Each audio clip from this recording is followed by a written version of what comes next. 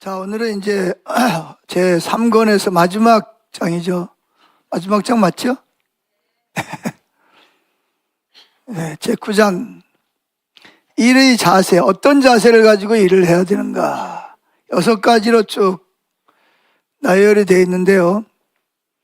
우리가 일을 할 때, 우리 일하도록 창조되었는데, 하나님도 일하시고, 하나님은 어떤 자세를 가지고 일하셨을 것 같으세요? 하기 싫은데 억지로, 이거 해야 되나, 말아야 되나, 의무감을 가지고 했을까요? 아니면 기쁜 마음을 가지고 했을까요? 우리가 잠언서에도 보면, 삼위일체 하나님 정말 기쁘게, 왜 하나님이 모든 피조세계를 만드셨을까요? 이유가 뭘까요? 책에 읽어가지고 오신 분들, 왜 하나님 피조세계를 만드셨어요? 이유는 사랑의 관계 때문에 그렇습니다. 사랑의 관계를 나누려고. 삼위일체만 관계를 나누는 것이 아니라 하나님의 형상을 따라 지음받은 사람과의 관계, 이런 아름다운 관계를 위해서 하나님이 우주를 창조하셨다는 것을 기억하는 것을 깨닫는 것은 굉장히 중요한 일입니다. 그래서 하나님이 일하실 때 어떤 자세로 일을 했는가, 그분은 어떤 의무감이나 또는 하기 싫은데 억지로 하는 것이 아니라 능동적으로 이렇게 더 많은 그런 피조세계를 특별히 하나님을 따라 지음받은 피조세계를 통해서 하나님과 사랑의 관계를 맺도록, 그 하나님 관계 맺는 걸 참 좋아하시고 즐거워하시는 분이거든요.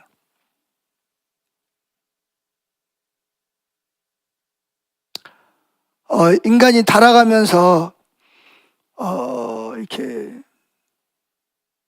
하나님하고 관계도 맺는 걸 싫어하고 사람끼리도 관계 맺는 거를 별로 안 좋아하는, 그게 타락의 결과거든요. 그러나 타락하기 전에는 하나님과의 관계를 즐거워했고 사람과 사람과의 관계에서도 아주 즐거워하고 기뻐했어요. 아담과 하와가 서로 관계를 맺은 걸 보면 그렇죠. 자, 그래서 우리는 먼저 하나님이 일하는 자세가 어떠했는가를 먼저 살펴보았고요. 두 번째, 우리가 이제 하나님이 일하도록 만드셨는데 우리가 일을 할 때 왜 일을 해야 되는가, 어떤 자세를 가지고 일을 해야 되는가, 6가지가 쭉 설명돼요. 첫째, 뭐죠? 하나님을 위해서, 하나님을 사랑하는 마음을 가지고 일해라, 그런 이야기죠. 어떤 일을 하든지 유급으로 하든지 무급으로 하든지 중요한 것은 하나님이 우리를 사랑하셨듯이 우리도 하나님을 사랑하는 마음을 가지고 일을 해야 돼요. 그게 핵심이죠. 그렇기 때문에 윤리적이 뭐죠? 도덕적, 정직성이 제일 문제입니다. 정직성, 인터그리티, 정직성이 하나님을 위해서 일하는데 굉장히 중요합니다. 심지어는 거짓말하는 자는 하나님 나라에 들어가지 못한다, 이렇게 말할 정도로. 왜 그러냐 하면 정직하지 못한 거짓은 누구의 성품이죠? 사탄의 성품입니다. 요한복음 8장 44절에 보면 너희는 너희 아비 마귀에게서 났다, 그러면서 너희 아비는 뭐한다? 처음부터 거짓말한 자고 살인자다. 거짓말하는 거예요. 선악과를 따먹으면 하나님처럼 된다고 거짓말을 해서 살인을 저질렀잖아요. 이 거짓은 하나님의 성품이, 하나님은 정직한 겁니다. 그래서 우리 정직하지 못한 건 그러죠. 다른 사람을 칭찬하고 아부하는데 그건 정직한 게 아니에요. 속에는 이중성이죠. 속에는 겉으로는 별로 안 좋은데 좋아하는 척, 사랑하지 않는데 사랑하는 척. 물론 이제 우리가 타락했으니까 사랑하는 마음이 없어도 사랑하려고 애쓰는 거하고는 다른 거예요. 정직성이 굉장히 중요하죠. 두 번째, 이웃을 사랑하는 마음으로 일을 해라. 여러분, 이거는요, 이미 여러분들이 여러 차례 배웠던 내용하고 따블이 되는 내용이 많아요. 그러니까 왜 그러냐 하면 내 이웃을 사랑하되 누구처럼? 내 몸처럼 사랑하라. 세 번째, 인류를 바라보는 시각으로 해라. 그러니까 우리 교회만이 아니라 우리 가족, 또는 우리 가족, 또 우리 친척, 우리 교회만, 우리 나라만이 아니라 온 세계 인류를 바라봐야 되는 거죠. 온 세계 인류. 그게 뭐냐? 예수님께서도 땅끝까지 이르러 복음을 전하고 그들을 제자 삼으라. 이렇게 땅끝까지 이르는 거예요. 우리 가족만이, 우리 교회만이 아니죠. 울타리를 넘어서. 울타리가 없어요. 심지어는 여기 일터 사역에서는 사람뿐만 아니라 뭐까지도 동물이나 공중에 나는 새나 심지어 바다에 있는 조류까지도 짐승까지도 심지어는 뭐 모든 말 못하는 풀이나 또 나무 한 그릇 열매 맺는 모든 것들까지도 예수님이 그것들을 구속하셨다는 거예요. 구속하기를 기뻐하신다는 것입니다. 그래서 우리는 결국은 모든 인류, 뭐 나하고 피부색이 다르고 언어가 다르고 문화가 다르고 실사 저 사람이 나를 미워하고 나에게 손해를 끼칠지라도 우리 예수 믿는 사람은 어떻게 해야 돼? 그들을 품고 사랑해야 됩니다.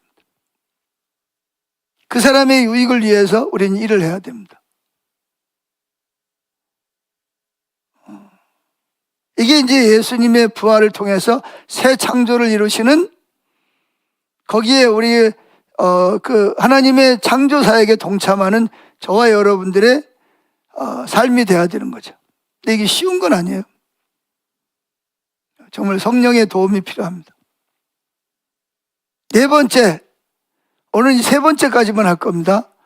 6가지 다 하다 보면 이제 너무 시간이 많이 걸리니까 세 번만 할 겁니다. 정원사의 자세를 일하라. 하나님이 에덴 동산을 창조하시고 아담을 에덴 동산에서 데리고 와서 이 에덴 동산을 뭐 해라? 관리하고 지켜라, 보존하라, 잘 가꿔라, 그렇게 말씀. 그건 내 것이 아니에요. 주인이 따로 있어요. 우리는 그 정원을 잘 가꾸되 흙이 토양에 맞게 또 열매나 꽃이 더 아름다운 열매를 맺도록 또 나무가 더 많은 열매를 맺도록 그래서 모든 것에게 더 유익을 주도록 해야 되는 거예요. 5번째, 달란트를 능숙하게 사용하며 탁월함으로 하라. 그러니까 우리는 하나님 우리에게 맡기신 직장, 가정, 또 일터, 뭐 일터나 가정이나 마찬가지, 사회 이런 걸 어떻게 했냐에 따라서 하나님 앞에 가서 계산을 해야 될 때가 온다는 거예요. 그래서 최선을 다해야 됩니다. 그냥 대충 적당히 그냥 사람이 보면 하고 안 보면 안 하고 그런 자세가 아니라 정말 전문적인 탁월함을 가지고 일을 해야 되는 거죠. 그래서 낮에 배운 것처럼 좀 더 많은 그런 열매가 맺히도록, 그래서 인구가 아무리 많아도 모든 사람이 먹고 남을 수 있을 만큼 탁월하게 일을 해. 6번째는 열정을 가지고 일을 하라. 열정을 가지고 일을 하라. 이게 하나님과의 관계가 안 되면 하나님을 사랑하는 마음을, 내가 하나님께 사랑을 받고 내가 하나님을 사랑한다는 마음이 없으면 오래 못 갑니다. 오래 못 가고 곧 지쳐버립니다. 근데 우리가 하나님을 사랑하는 마음을 가지고 하면, 즉 주님과 동행하는 삶을 살면, 친밀한 교제를 나누는 살면 그분이 나한테 뭐예요? 어떤 보상을 안 해줘도 그분 자체로 기뻐할 수가 있어요. 여러분 그러잖아요. 정말 누가 좋아하는 사람이 있어, 사랑하는 사람이 있어, 너무 보고 싶어, 너무 같이 있고 싶고, 근데 그 사람이 나한테 뭐예요? 뭐를 선물을 해주든 안 해주든 별로 상관없어요. 그 사람이 나와 함께 있다는 것만으로도 우리는 만족하고 열정이 생기고 기쁨이 생기는 거죠. 자, 그래서 우리는 이제 그 3권의 마지막 일터 일의 소명에서 마지막으로 마지막 과에서 우리가 성교적 삶을 사는 자세에 포함해서 우리가 오늘 살펴보려고 하는 것은 하나님의 백성으로서 우리가 반드시 가져야 될 일에 대한 핵심적인 자세를 6가지로 살펴보려고 하는 거죠. 자, 그래서 우리는 지난주에는 뭘 살폈죠? 인간의 타락이, 자기중심이 일에 끼친 영향이 뭐였는가를 지난주에 살펴보았죠. 그죠? 기억하세요? 기억 안 나세요? 기억 안 나도 괜찮아요. 성령님이 생각나게 하셔야죠. 자, 우리는 하나님의 백성으로서 타락한 인류가 가지고 있는 것과 동일한 이해와 목표와 자세를 가지고 일할 수 없어요. 우리는 왜냐하면 새로운 예수님의 부활을 통해 새로운 창조물이 됐기 때문에 그렇습니다. 따라서 나는 예수님의 부활을 통해서 새로운 창조물이 되었다. 우리는 새하늘과 새 땅을 바라보는 백성이라는 거죠. 그냥 적당히 살다가 그냥 끝나는 인생이 아니라 우린 새로운 피조물이 됐다는 거예요. 새로운 창조물이 됐으니까 타락한 사람들처럼 자기 유익을 위해서, 나를 위해서 다른 사람을 수단으로 여기는 그런 자세를 가지고 일을 하면 안 되죠. 그래서 우리는 새 창조의 역사를 시작하시고 우리를 그의 동역자로 세웠기 때문에 우리가 하는 일은 예수님의 그 새로운 창조 역사에 동참하는 수단이 되는 거예요. 그러면 어떤 자세를 가지고 일해야 될 것이냐? 세 가지만 살펴본다 그랬어요. 첫째, 뭘 위해서 해라? 하나님을 위해서 일해라. 이 말은 무슨 말이죠? 하나님을 사랑하기 때문에 일해라, 그런 얘기입니다. 그래서 우리는 앞에서 일은 뭐다? 일 자체가 선교다. 따라해보세요. 일 자체가 선교다. 그러니까 하나님은 일을 통해서 뭐죠? 하나님께 영광을 돌리고 그래서 보존하고 지키는 것이 단어가 뭐였다? 그 단어나 예배한다는 단어나 경배한다는 단어나 뭐였다? 동일한 단어였다는 거예요. 그래서 우리는 교회 와서만 뭐 찬양을 하고 경배를 하고 헌금을 하고 예배 드리는 것이 아니라 삶으로 드리는 예배. 그게 뭐냐? 일터사역이라는 거죠. 그게 일터사역이 되는 거예요. 그래서 우리는 일을 하되 궁극적으로 그 일을 하나님을 사랑하기 때문에 해야 된다는 이 일이 즉 누구의 일이다? 하나님의 일이라는 인식을 가지고 일을 해야 하는 것이 굉장히 중요하다는 것입니다. 여러분들이 뭐 집에서 설거지를 하든지 뭐 요리를 하든지 뭐 애를 본다든지 아니면 뭐 직장에 가서 어떤 일을 할 때 그 일이 뭐 하는 거라고요? 이게 어떤 내가 이 회사에서 돈 벌어먹고 살기 위해서 하는 것이 아니라 이 일 자체가 뭐라고요? 이게 예배라는 거예요. 예배의 대상은 누구죠? 하나님이잖아요. 내가 지금 하나님을 예배하고 있는 거야. 그러니까 그게 바로 뭐냐? 하나님을 위해서 일해야 된다는 거예요. 여러분은 지금까지 어떤 자세를 가지고 일하세요? 이거 하면 한 달에 하루에 얼마 줄라나? 나한테 얼마나 유익이 있고. 근데 그게 이제 내가 원하는 것만큼 안 되면 뭐예요?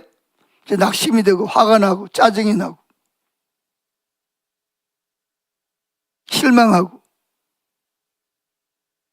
성경은 이렇게 말하고 있습니다. 에베소 6장 5절부터 9절 한번 읽어보시죠. 다 같이 읽어볼까요?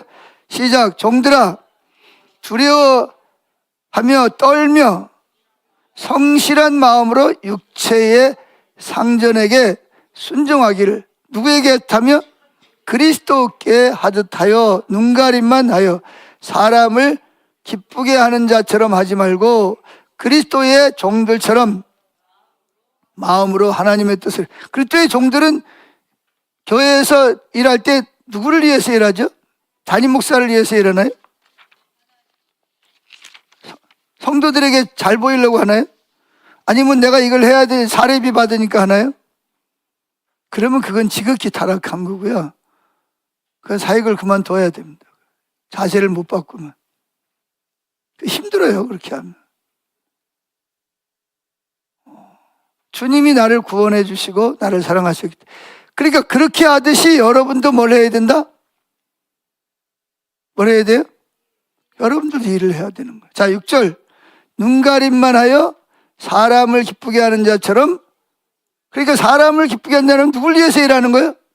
사람을 기쁘게 하는 자처럼 하지 말고 여기 그리스도의 종들처럼 마음으로 하나님의 뜻을 행하여, 마음에서부터 이 일이 누구의 일이다? 하나님을 위한 일이라는 것을 마음에 품고 일해요. 여러분 어떠세요? 일할 때 내가 지금 하나님을 위해서 사랑하기 때문에 일한다 그러세요? 아니면 그냥 해야 되니까? 심지어 하나님의 일을 하면서도 오늘 내 차례니까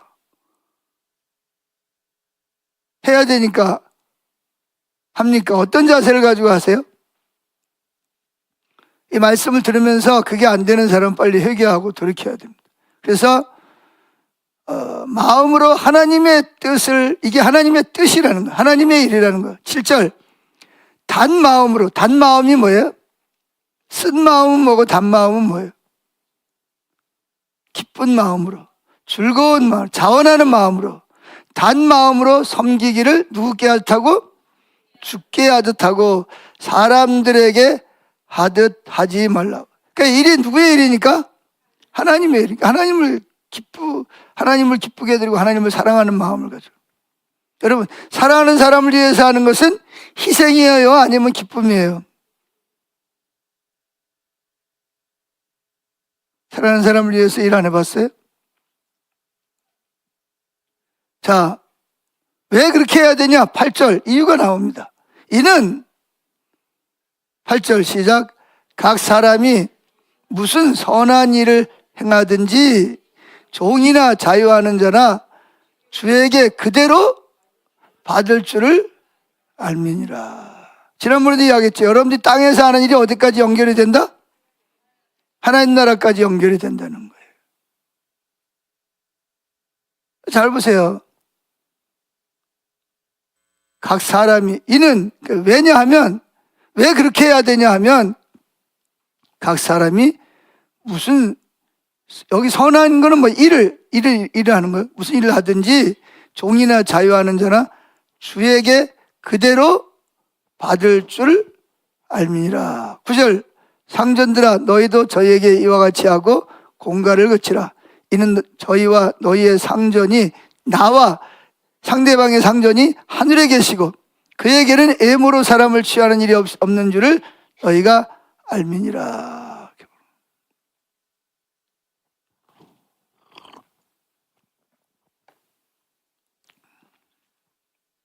그러니까 이게 뭐냐면 이게 세계관이, 가치관이 변화가 돼야 됩니다. 예수 믿는 사람들 중에서도 가치관이 안 믿는 타락한 구원받지 못한 사람의 세계관하고 똑같은 세계관을 가지고 일하는 거예요. 그러니 어떻게 세상을 구원하겠어요? 어떻게 구별된 삶을 살겠어요? 겉으로 볼 땐 똑같은 일을 해요. 근데 한 사람은 뭐예요? 내가 이거 하면 얼마 줘야 돼, 얼마 받아야 돼. 하기 싫어도 뭐예요? 이걸 해야 돼. 그러는 사람과 똑같은 일을 하지만 이 일은 누구의 일이다? 이 하나님을 위한 일이다. 하나님을 사랑하기 때문에 하는 일이다. 내가 어떤 저 사람에게 고용돼서 하는 게 아니라 하나님이 나를 이리로 부르셨어. 부르시면 소명을 따라서 하나님을 위해서 일하는 거하고 마음 자세가 다르잖아요. 그러니까 뭐 그런 사람들은 뒤에서 그 위에 있는 사람 뒷담화나 하고 불평이나 하고 적당히 눈치나 봐가면서, 에?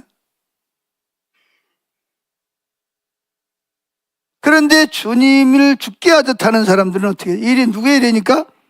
주님의 일이고, 문제는 또 뭐 이걸 언젠가는 이 일에 대해서 뭐 한다? 그대로 주께서 주님을 위해서 한 거니까 칭찬을 받든지 책망을 받든지 그대로 받기 때문이라는 거죠. 반드시 계산을 해야 될 때가 온다는 거예요. 여러분들이 일을 할 때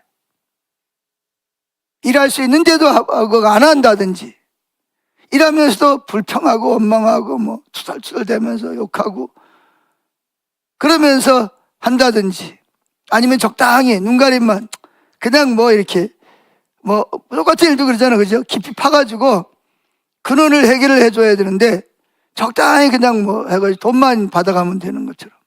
그럼 얼마 안 가면 또 망가져요. 우리 집도 그 밑에 집에서 세가지고 사람을 사가지고 했어요. 근데 얼마 안 됐는데 또 밑에 집에서 샌다 그래가지고 지금 우리는 화장실도 잘 못 써. 세면도 다른 데 가서 해야 되고. 그래가지고 밑에 집에서 막 짜증을 내는 거예요. 아, 지난번에 얼마 전에 했는데 왜 또 세냐고. 그거 다 뜯어내고 하잖아.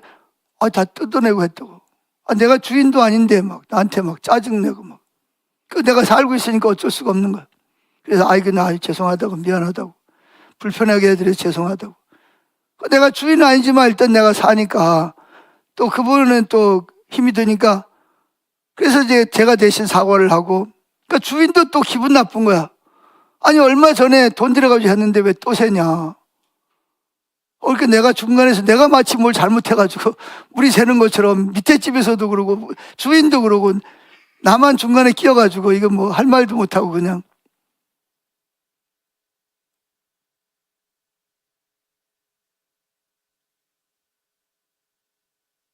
자, 그래서 어느 여기 책에 대한 이야기가 나옵니다.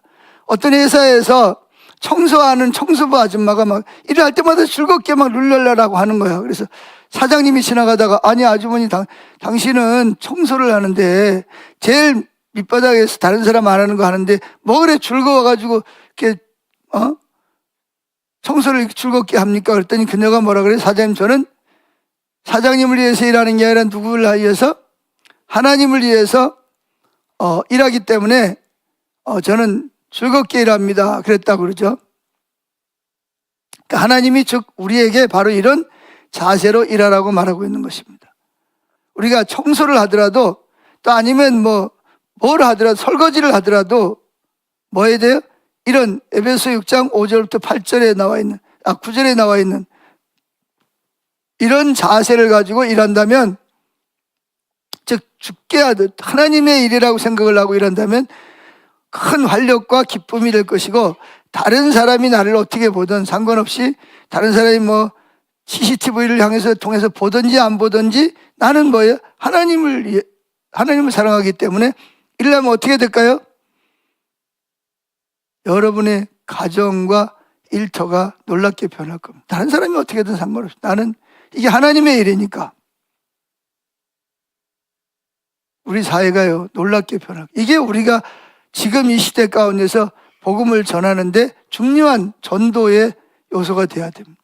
말로 예수 믿고 그러면서 일할 때 불평하면 같이 하고 적당히 눈치 봐가면서 하고 그러면 절대로 그들에게 마음의 감동을 줄 수 없어요. 그리스도의 참된 모습을 보여줄 수가 없잖아요.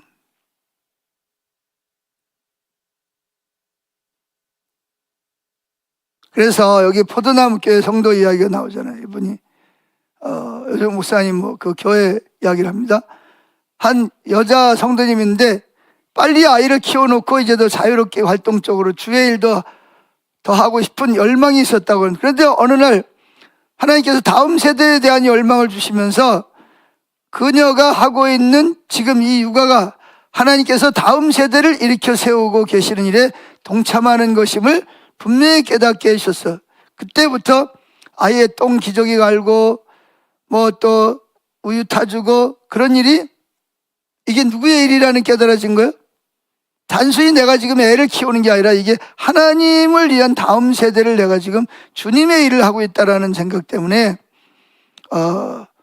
그것이 그 세계관이니까 성경적인 세계관이 바뀐 거예요. 타락한 세계관이 아니라 성경적인 부활의 새 창조의 세계관이 들어오면서 자녀를 키우고 먹이고 씻고 가르치고 하는 것이 너무나 큰 기쁨이었다라고 고백을 했다는 거잖아요.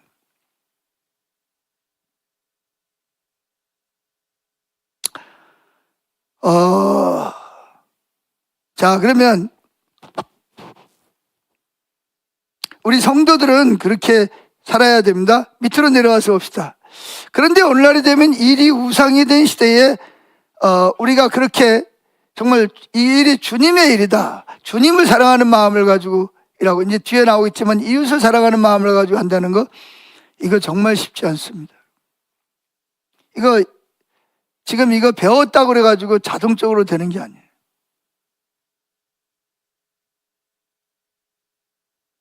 그거 알겠는데 누가 그렇게 사냐. 그게 되는 거죠. 몰라서 그런 게 아니라 배우면 알잖아요. 근데 실제로 배워도 그렇게 사는 게 쉽지 않다는 거예요. 그러면서 뭐라 그러냐? 요즘 그렇게 사는 사람이 어디 있어? 그 말 자체가 어폐가 있는 거예요. 다른 교인이 안 그런다고 나도 그러지 않아야 됩니까? 다른 사람이 그렇게 하든 안 하든 난 배웠으니까, 이게 말씀이니까 그렇게 살려고 몸부림을 쳐야지. 그리고 안 되니까 성령님께 도와달라고. 졸리는 분은 저 뒤에가 사탕 있어요? 저 김영만 집사님 사탕 좀 하나씩 나눠주세요.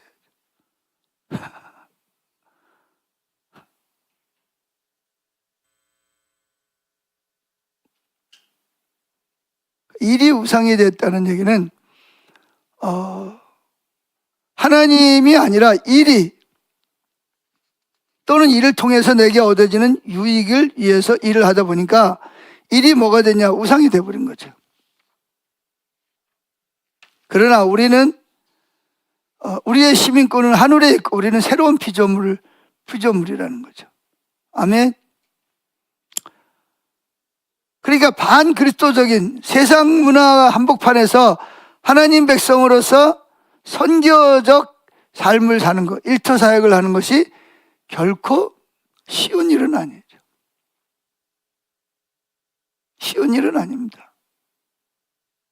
그러나 우리는 새 창조의 동역자로서 부름받은 새로운 피조물이기 때문에, 새로운 인류이기 때문에 우리는 성경적 이해와 자세를 가지고 하나님을 위해서 일을 해야 되는 것입니다.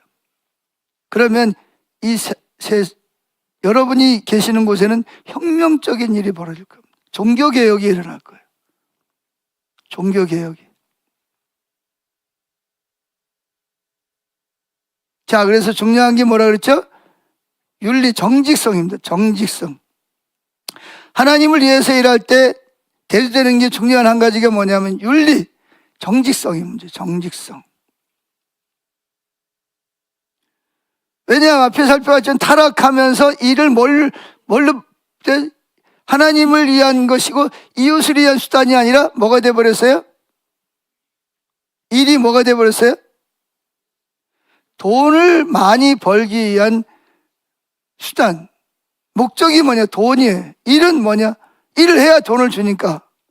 이게 하나님을 위한 목적이 아니라 돈을 위해서 일을 해야 되니까 그게 일이 우상이 돼버리는 거죠. 쉽게 말하면 돈이 우상이 돼버리는 거예요. 그러니까 비즈니스 세계, 사업하는 세계에서도 그러잖아요. 그죠? 정직함.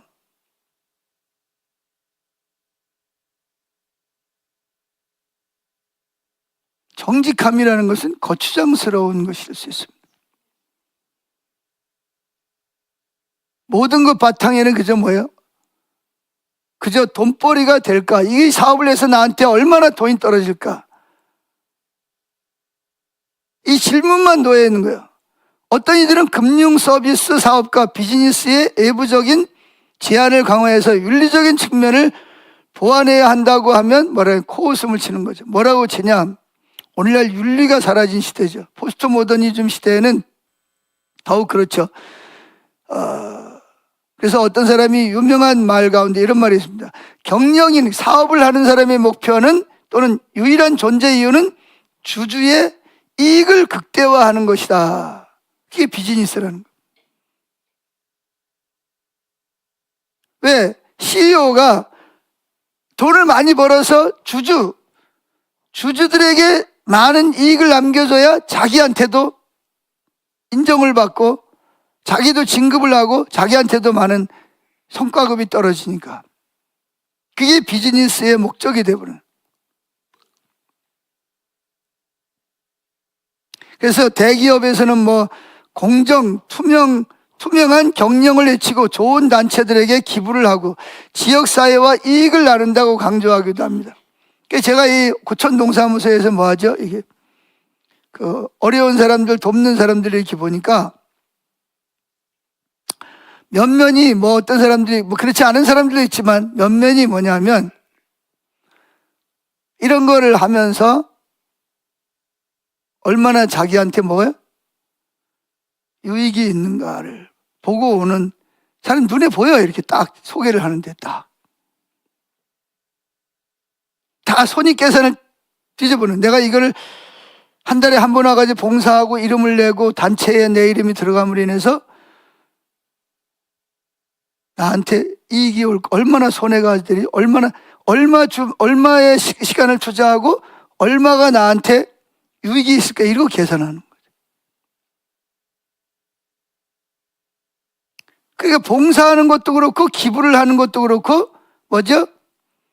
내가 이 기부를 정말 어려운 사람들을 위해서 하나님 나라를 위해서 기부하는 게 아니라 이걸 기부함으로 인해 가지고 세금이 얼마가 감면이 되고 이걸 기부함으로 인해서 오히려 또 나한테 내 이미지가, 회사의 이미지가 좋아지고 또 얼마나 사람들에게 인기를 얻어서 더 많은 사람들이 내 상품을, 내 회사를 성장시켜 줄까 하는 다 손익계산을 따지는 거예요.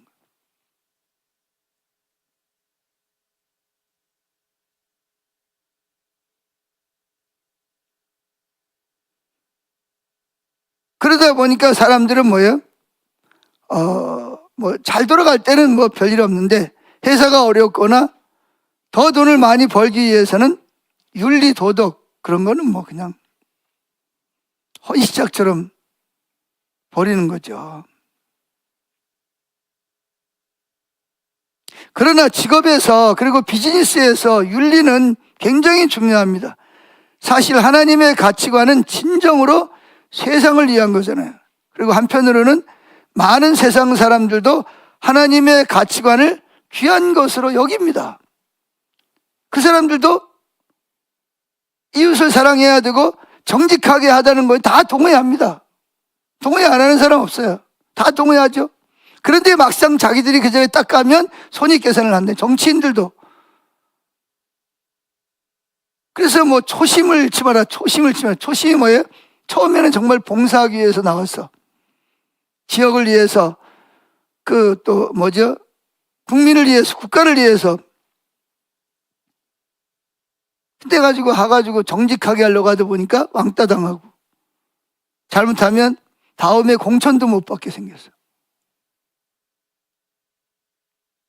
그러니까 이래가지고는 안 되겠다. 그러니까 뭐예요? 수단 방법을 다 동원하는 거죠. 다음에 또 공천을 받고 또 그걸 되기 위해서. 또 당에 또 충성을 해야 돼. 이게 잘못된 건 줄 알지만 잘못됐다고 말할 수가 없어. 말하면 당에서 뭐예요?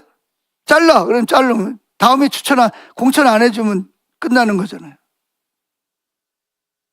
그러니까 우리 당이 잘못된 걸 알아. 이게 이러면 안 되는, 이게 하나님 법이 어긋난다는 걸 알아요. 그래서 저희들이 여기 국회의원들을 불러가지고 왜 저 동성애라든지 이런 악법에 왜 거기에 이름을 올렸냐 그랬더니 정직하게 말하는 게 뭐냐, 내가 어떤 법을 발의했을 때 저 사람들이 도와줘야 된다는 거예요. 도와줬기 때문에 나도 품앗이로 저 사람이 어떤 법을 발의했을 때 나도 저 사람을 도와줘요. 그래야 저 사람도 내가 어떤 법을 발의할 때 나를 도와준다는 거예요. 그러니까 심지어는 저 사람이 무슨 법을 발의했는지도 모르고 그냥 이름을 올리도록 도와주는 경우도 있어요. 그래야 자기가 다음에 또 그 자리에 또 설 수 있다는 거죠. 그러니까 뭐죠? 그 자리가 뭐보다 하나님 그분보다 어떤 윤리보다 다 아래에 있는 거죠. 이걸 우상이라 그래요. 우상.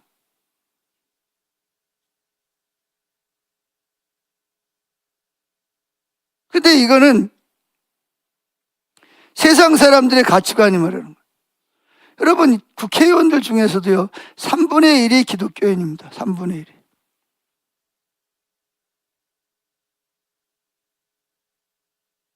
근데 그분들이 자기들 당해서 잘못된 것을 발휘할 때 잘못됐다라고 말합니까? 이 딱타물죠. 한마디도 말을 안 합니다. 오히려 동조를 안 하면 다행이지. 앞장서거나.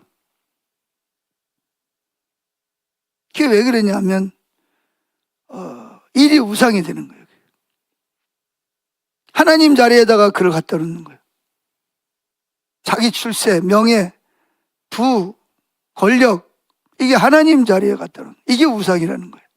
근데 문제는 그 사람들 양심에 좀 꺼리죠. 내가 이러면 안 되는데. 그렇지만 너무 큰 거예요, 이게. 그리고 이야기를 하면 현실을 모르는 사람들. 누가 하나님 말씀대로 사는 사람이 있냐고. 누가 그렇게 하는 사람이 어디 있냐고.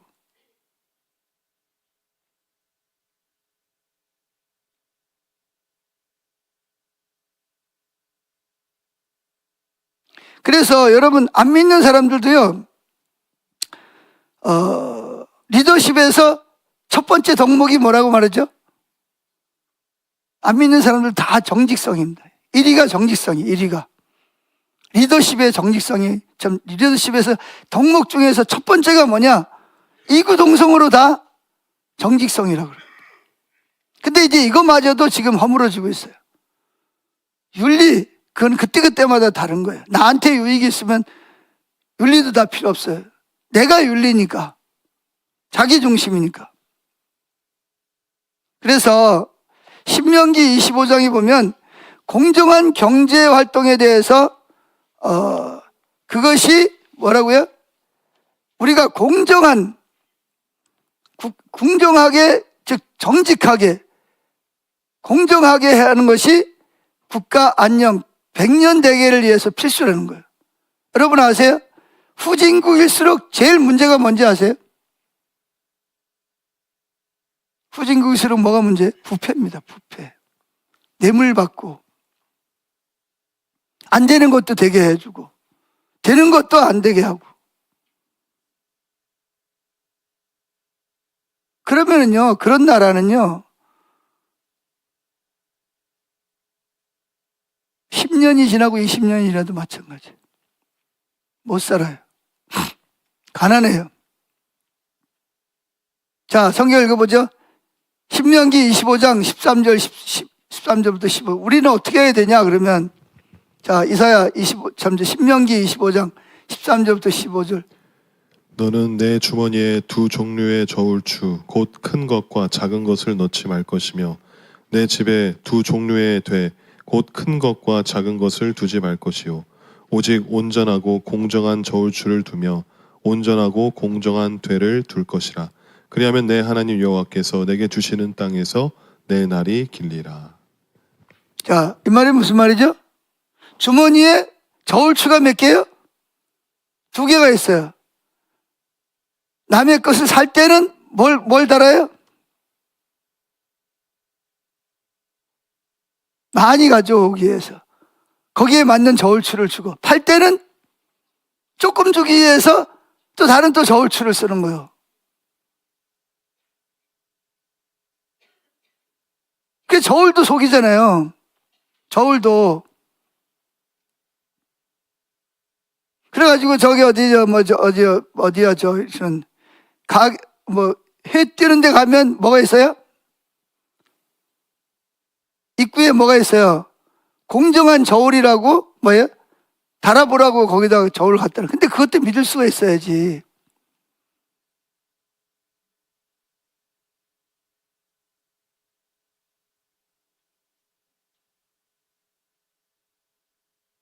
자, 그런데 여기 중요한 것은 뭐냐? 그리 공정하게 하라는 거예요. 정직하게 하라는 거예요. 그게 너희 나라가, 너희 백성이 잘 살고 잘 되는 길이라는 겁니다. 왜냐? 여기 이렇게 말하고 있습니다.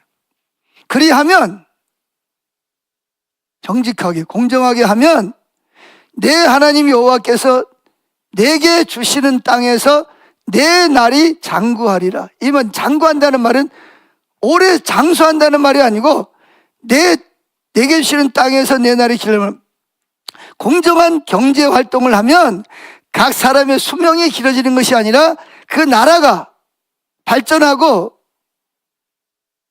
잘 살 수 있는 나라가 된다는 거예요. 근데 저는 이거 정말 전적인 동의합니다. 제가 여러 세계 나라의 이렇게 집회 때문에 다녀보면요, 후진국일수록 뭐가 많아요? 부패가 많아요. 부패가 많다고요. 여러분, 필리핀만 하더라도 그래요. 필리핀에 사탕수수가 얼마나 많이 나오는지 몰라요. 근데 필리핀에서 사탕을 수입해온 설탕을. 아니, 자기 나라에서 나오는 설탕만 하더라도 수출을 하고도 남는데 왜 수입을 해와요? 왜 해와요? 이유가 뭐겠어요? 자기 나라 사탕나무에, 그걸 뭐라 그러지? 사탕수수가 있어가지고 자기 나라에서 나오는 사탕수수만 하더라도 설탕이 남아 돌아가요. 그때 남의 나라에 가가지고 설탕을 수입해 온다. 왜 수입해 오겠어요?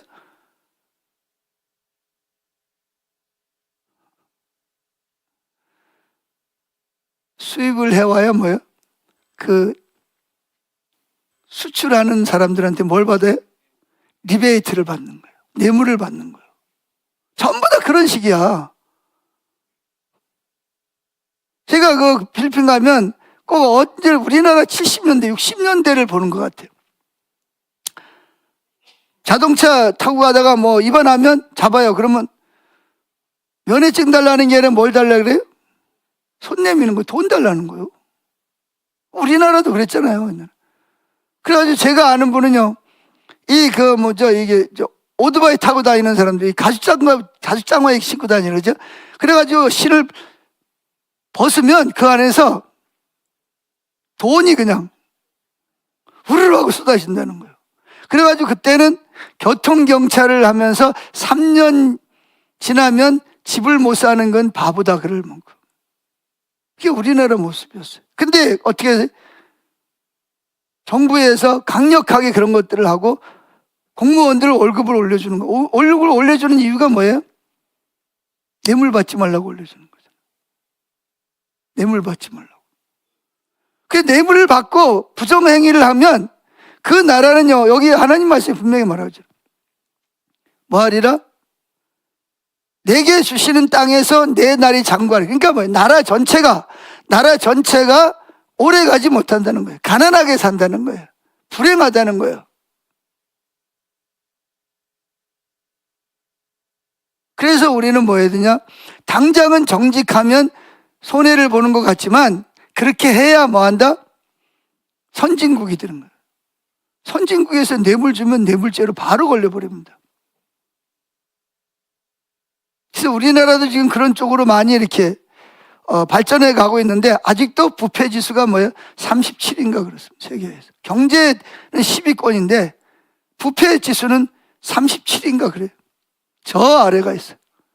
이게 못 따라가는 거예요. 경제 활동하고. 뭐 옛날 되면 많이 좋아졌지만, 자, 여기 팀 켈러 여기 읽어보시죠. 개인의 직업윤리는 좋은 쪽으로든 나쁜 쪽으로든 공공의 이익에 미치는 누적 효과가 있다. 유럽 의회의 부의장을 지낸 프레드 캐서우드는 짧지만 감동적인 내용을 담은 소책자에서 세계적으로 경제 발전과 정치 안정의 발목을 잡는 가장 무서운 덫 가운데 하나로 부패를 꼽았다. 국제적인 건설 사업 분야에서 일하는 한 청년은 정치적으로 불안하고 빈부차가 극심한 지역에서는 뇌물이 일상이다시피 만연하지만 경제 기반이 탄탄하고 시민사회가 안정된 국가에서는 쉬 찾아볼 수 없다는 사실을 실감했노라고 고백한다. 네, 보세요. 계속 읽으세요. 이러한 패턴에 대처하기 위해 다국적 기업들과 개발기구의 대표, 공무원과 NGO 책임자들이 모여 국제 투명성 기구를 창설했다. 계속 읽으세요.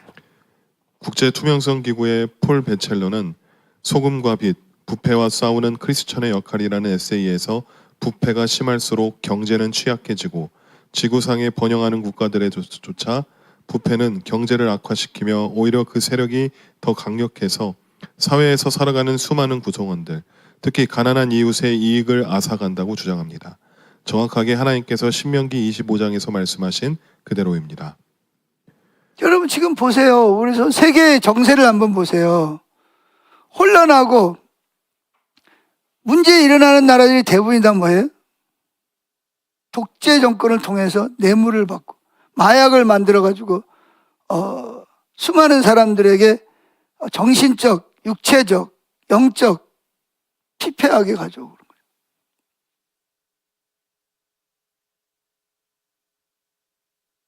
그러니까 그 위에 있는 정치인들이라든지 그 부패한 사람들 때문에 나라 전체가 가난에서 벗어나지를 못하는 거예요.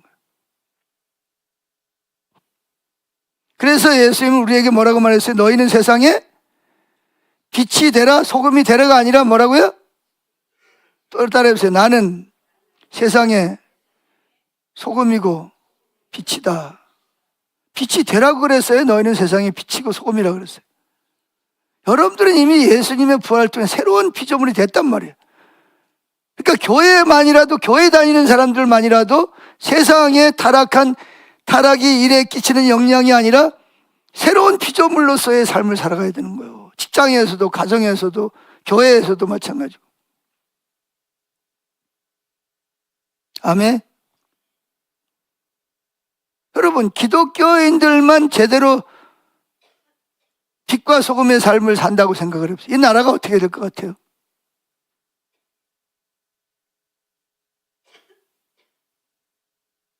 그러니까 우리나라가 기독교가 발전할 때는, 기독교가 부흥하고 발전할 때는 이 성경대로 사는 거예요, 사람들이.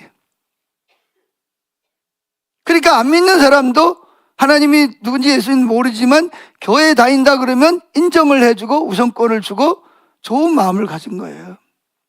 근데 기독교가 안 믿는 타락한 사람들이 사는 것과 똑같은 삶을 사는 사람들이 늘어나니까 이제는 교회가, 안 믿는 사람들이 교회를 뭐 해야 된다? 오히려 사회를 악을 조장하고, 그래서 기독교를 뭐 해야 된다? 폐쇄해버려야 된다는 말이 나오는 거예요. 당연히 그 사람들이 문제가 있지만 우리도 우리 자신을 돌아봐야 됩니다. 왜 사회가 이 일에 동의를 해야 되는지. 그 사람들만 나무랄 수가 없는 거예요.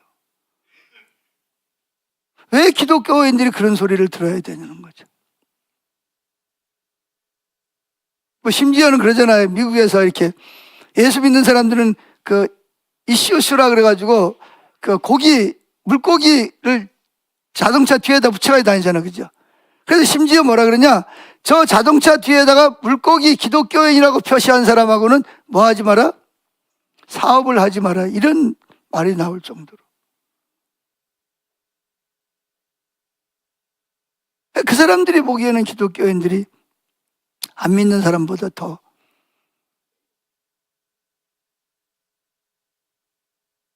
정직하지 않다는 거잖아요. 자기중심적이고 조금도 손해를 안 보려고 그러고 양보하지 않으려고 그러고.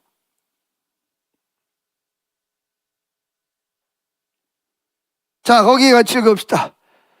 팀 켈러가 이 부분을 잘 설명하고 있습니다. 같이 한번 읽읍시다.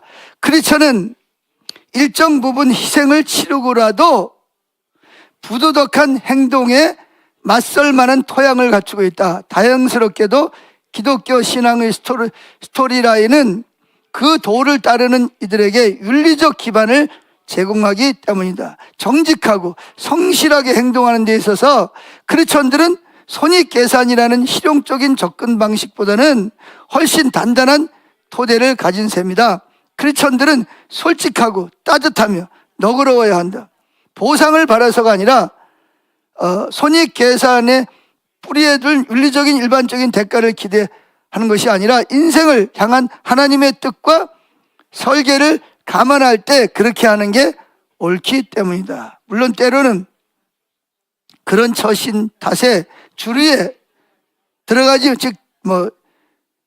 못하거나 불이익을 당한다. 하지만 성경학자 브루스 월키의 말말 따나 성경은 자기 이익을 챙기기 위해 서슴없이 공동체에 피해를 주는 악인들과는 달리 불이익을 감수하며 다른 이들의 유익을 도모하는 이들이 바로 의인이라고 가르친다. 그래서 그나마 그래도 이 타락한 세상에서 마지막 희망이 뭐라고요?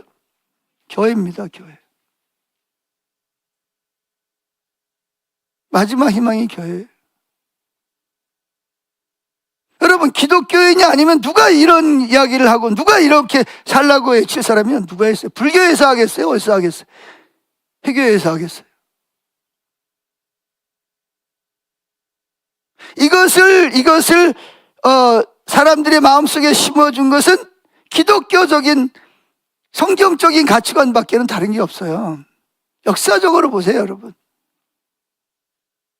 우리나라의 양반 쌍놈 가래가 백정 양반 쌍놈 맨날 노름이나 하고 겨울 되면 술이나 먹고 노름이나 하고 양반 쌍놈 해가지고 그러던 이 나라가 이렇게 된 데는 가장 우리나라만 하더라도 우리나라를 이렇게 만든 기초가 뭐였어요? 기초가 선교사님들이 들어와가지고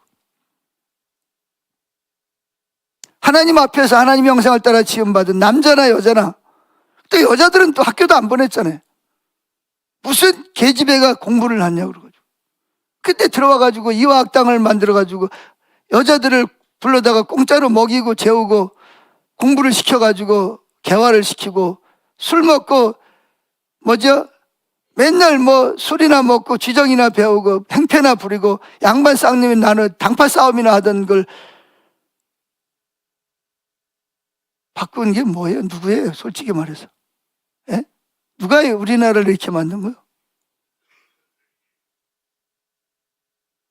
세상 사람들이 인정을 안 하더라도 우리 기독교인들은 그런 뿌리를 인식을 해야 됩니다. 그리고 지금 우리가 어떻게 해야 될 것인가? 세상 사람들이 어떻게 하든 뭐라고 하든 우리는 예수님의 부활을 통해서 새로운 피조물, 새하늘과 새 땅을 바라보고 살아가는 우리들이 과연 어떻게 해야 될 것이냐는 거죠. 당장의 이익을 위해서 거짓을 말하고 뇌물을 받고 타협을 해야 될 것이냐, 아니면 하나님의 말씀과 기준을 따라서 당장은 여기처럼 손해를 보고 변방으로 쫓겨나고 좌천을 당하고 인정을 받지 못할지라도 기독교인들만이라도 올바로 하나님 말씀을 따라서 살아갈 때 이 나라에 정말 썩어져 가는 곳에 부패한 곳에 소금이 들어가서 썩는 걸 막고 맛이 없는, 기쁨도 없고 살 소망도 없는 곳에 소망을 주고 기쁨을 줘야 되고, 어두워서 저들끼리 악을 행하는 곳에 빛을 비춰서 그들을 어두움에서 건져내는 역할을 해야 되는 것이 기독교회에는 누가 이 일을 감당할 거냐는 말이에요. 근데 그러기 위해서는 자기를 부인해야 돼요. 자기 십자가를 지고 주님을 따라가야 돼요. 아멘? 왜 아무도 아멘을 안 하네?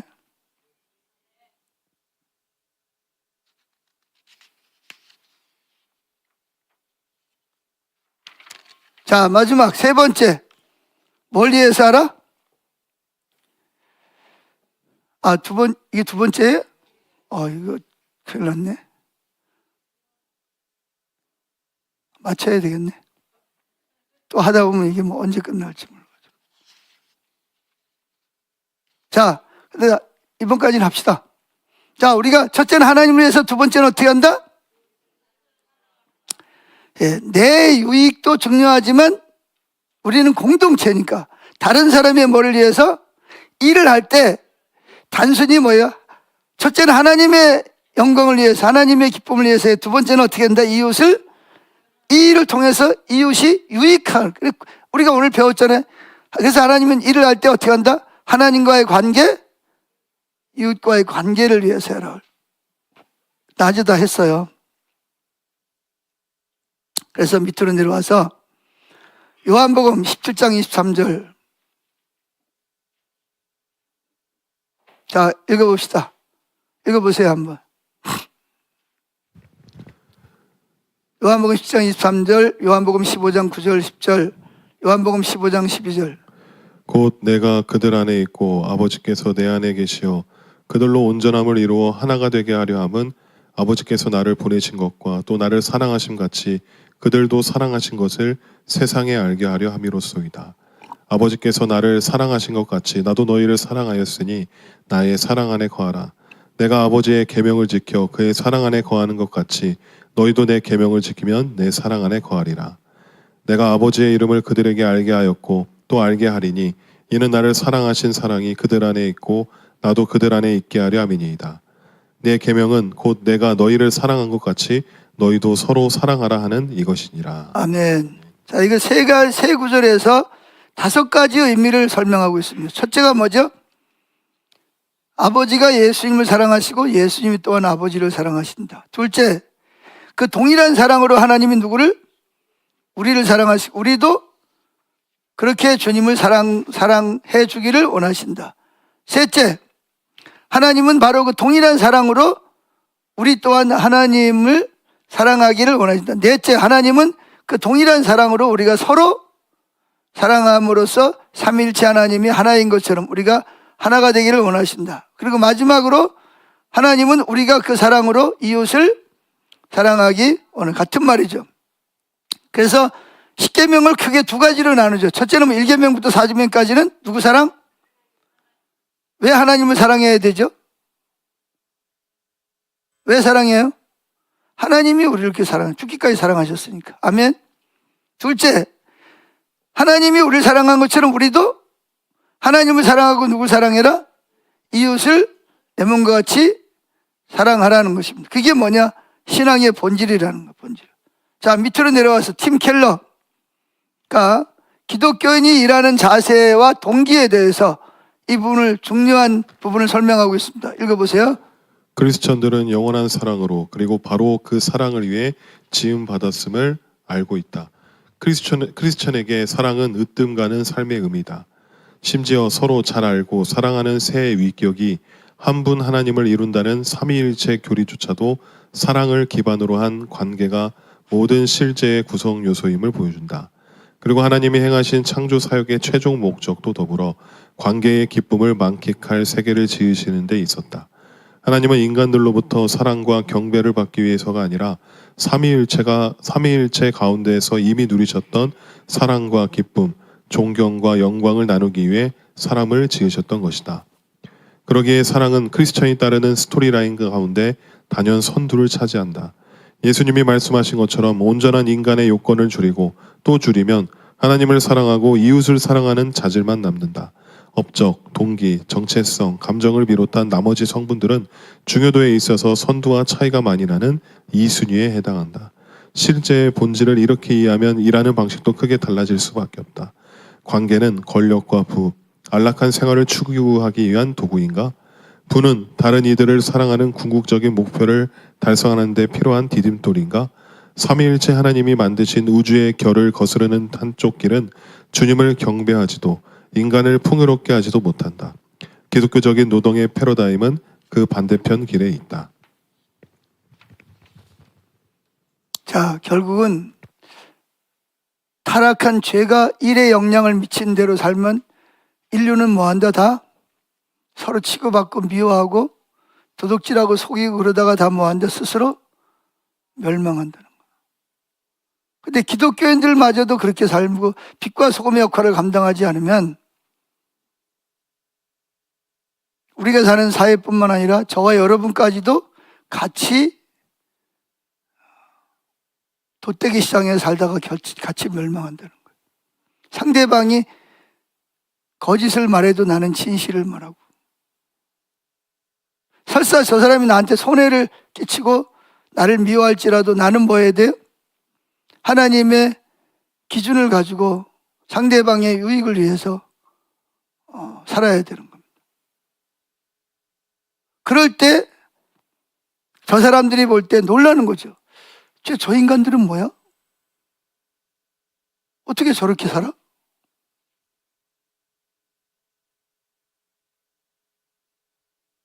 그래서 우리는 그런 삶을 통해서 우리 속에 계시는 그리스도가 어떤 분인지 우리 삶을 통해서 그리스도가 누군지를 사람들에게 나타내 주는 역할을 하는 것은 말이 아니라 정직성과 사랑하고 포용하고 이해하고 용서하고 그리고 우리 기독교인들이 먼저 서로 사랑해야 됩니다. 기독교인들끼리 서로 사랑하고 하나 되고, 일을 할 때도 단순히 어떤 나한테 얼마나 이익이나 손익계산을 하는 게 아니라 일이 하나님을 기쁘시게 하는 일이고 이웃을 유익을 주는 자세를 가지고 일을 하다 보면 다른 사람들은 그렇게 일을 할 수가 없잖아요. 근데 예수 믿는 사람들은 그렇게 일을 하는 거야. 그럼 그 사람들 눈에 우리가 어떻게 보이겠어요? 처음에는 아이고 저 병신들 저 바보 같은 짓 하고 있네, 그렇게 비난하고 조롱하지만 자기들이 막 뇌물을 받고 거짓을 말하다가 결국은 들통이 나서 교도소에 가고 사업이 망하고, 그럴 때 뭐예요? 아, 그때 그 기독교인들이 하는 게 옳았구나. 나중에라도 깨닫고 예수님께로 돌이킬 수 있는 길을 만들어주는 거예요. 아멘. 그래서 여기 이런 말이 있습니다. 농사를 짓는 사람, 이런 자세를 가지고 과수원을 하거나 농사를 짓는, 요즘 뭐 그러잖아요, 그죠? 그 농사 짓는 분들 보면 뭐예요? 그 막 농약을 막 쏟아 붓잖아요. 고추도 그러고 사과나 뭐 배나 뭐 그렇잖아요. 배 같은 건 그래도 이렇게 껍데기를 싸니까 좀 덜한데. 근데 왜 그렇게 하냐 물으면 뭐라 그래요? 이렇게 안 하면 뭐가 안 된다? 상품 가치가 없다는 거예요. 자기는 안 먹어, 그런 거. 자기들 가족은 안 먹어. 따로 자기들 먹을 거는 따로 키워. 농약도 잘 안 주고.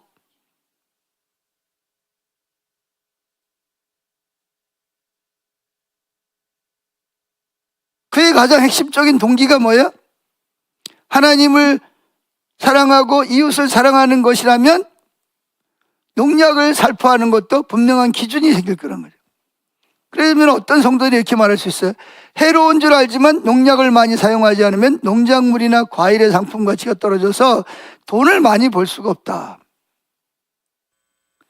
그렇다면 그런 사람들은 새 창조의 역사에 동참하는 새로운 인류로서의 자신의 사업과 일의 목표와 목적과 근본 동기가 무엇인지를 다시 살펴야 합니다. 하나님을 사랑하고 하나님 이웃을 사랑하기 때문에 하는 게 아니라 오직 자기를 위해서. 그리고 소비자는 수단이에요. 나를 돈 벌게 해주는. 그리고 일을 하는 목적도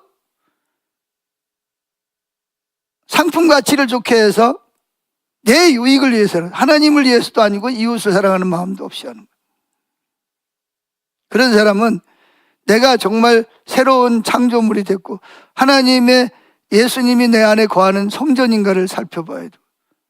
그리고 만약에 똑같은 농약을 치지 않으면 안 된다면 하나님 앞에 기도해야지. 하나님, 이렇게 안 하면 이걸 상품 가치가 없어집니다. 저에게 지혜를 주세요. 아니면 뭐 새로운 좋은, 아무리 농약을 써도 사람의 인체에 해롭지 않는 농약을 개발한다든지 아니면 다른 방법을 통해서 한다든지 그런 지혜를 달라고 기도해야 되죠.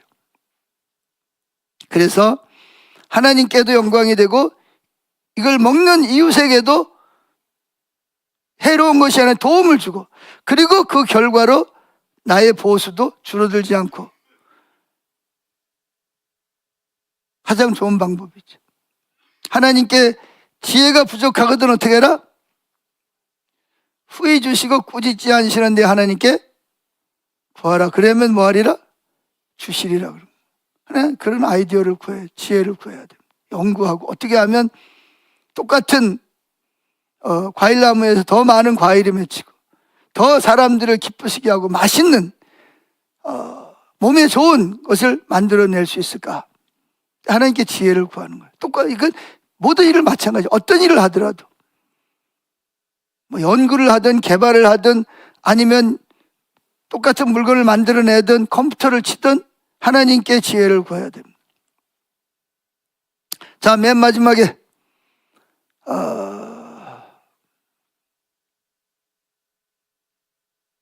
우리가 다수에게 혜택이 돌아가는 일과 같이 읽어보죠.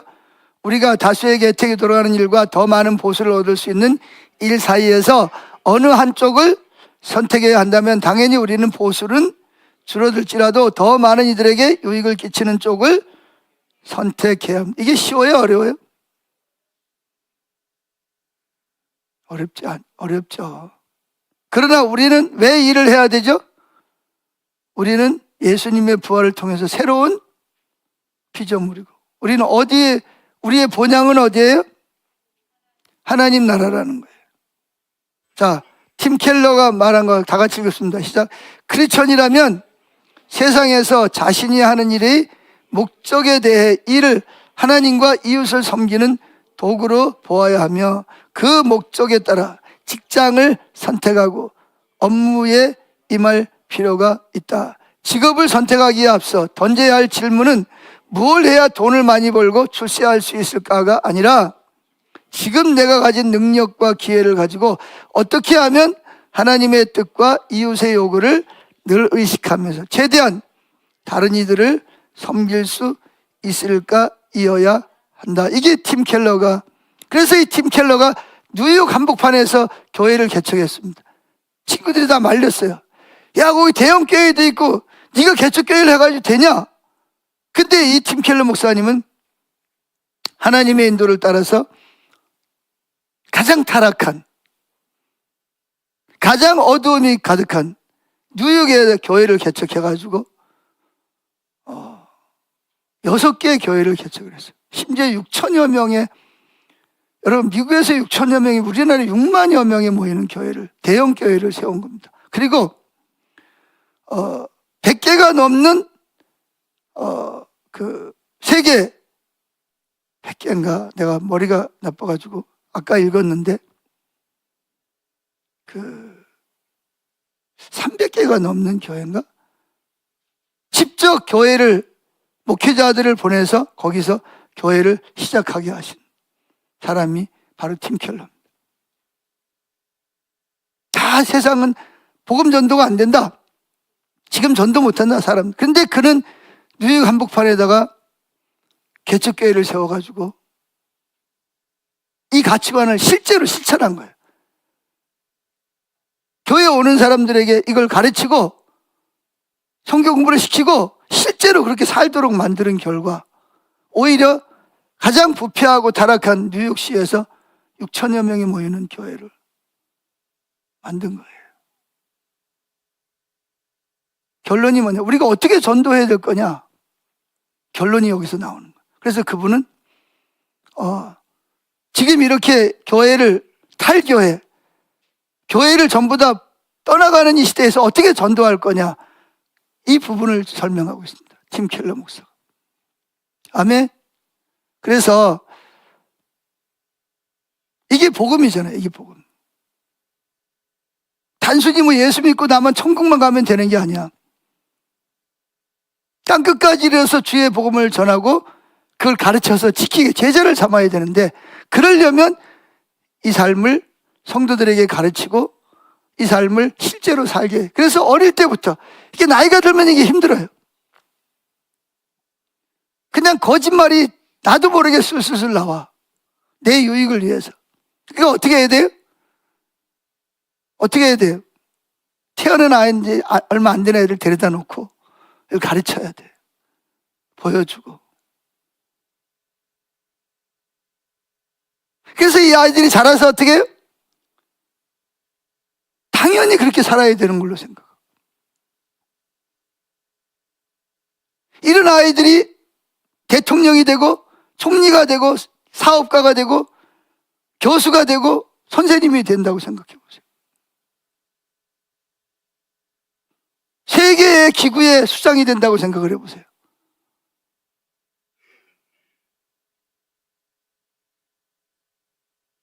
저는 그래서 하나님이 우리에게 이 비전을 우리에게 주셨다고 저는 믿습니다. 누구도 지금 못하잖아요. 다 큰 교회들도 다 문 닫잖아. 안 하잖아요. 할 수 있는데도 불구하고. 근데 우리 같이 작은 교회가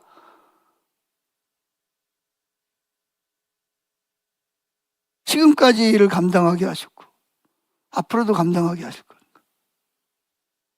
그게 하나님이 가지고 있는 비전이래요. 아멘. 기도해 주세요. 예. 물론 당연히 우리도 그렇게 살아야 되지만 이 가치관을, 이 세계관, 성경적 세계관을 다음 세대에게 전수해 줘야 돼. 가르쳐 줘야 돼. 아멘. 자, 하실 말씀 있어요? 질문이라든지 뭐.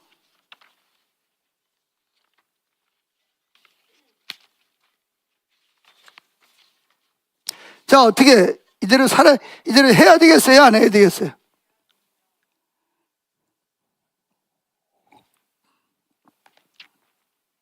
이대로 하면 주류가 못 되는데, 손해를 봐야 되는데, 변방으로 쫓겨날 수도 있는데,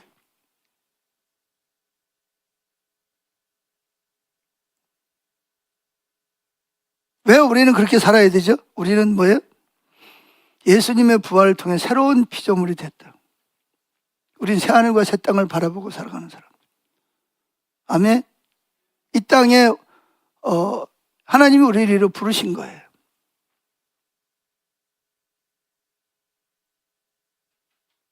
하실 말씀 없어요? 자, 우리 한번 통성으로 기도하죠. 반주자 어디 갔어요? 우리 자신을 돌아보고 우리가 지금까지 어떤 가치관을 가지고 일을 했는가? 정말 하나님을 사랑하고 예배하는 자세로 또 이웃에게 덕이 되기, 유익을 주기 위해서 내가 손해를 보더라도 그래서 빛과 소금의 역할을 감당했는지, 아니면 나와 내 가족과 또 내 주변의 삶을 위해서 반대, 예수 안 믿는 사람, 죄가 일에 미친 영향을 따라서 그런 가치관을 가지고 살아왔다면 우리는 회개해야 됩니다. 하나하나. 그리고 성경적 가치관으로, 세계관으로 살기로 결단하고 하나님 그렇게 살도록 도와달라고 매 순간 1분 게임을 해야 됩니다. 주님께 묻고 연약하니까 도와달라고 은혜를 구하고 묵상하고 실제 그 삶을 살고 가르치고 다 같이 우리 기도합니다.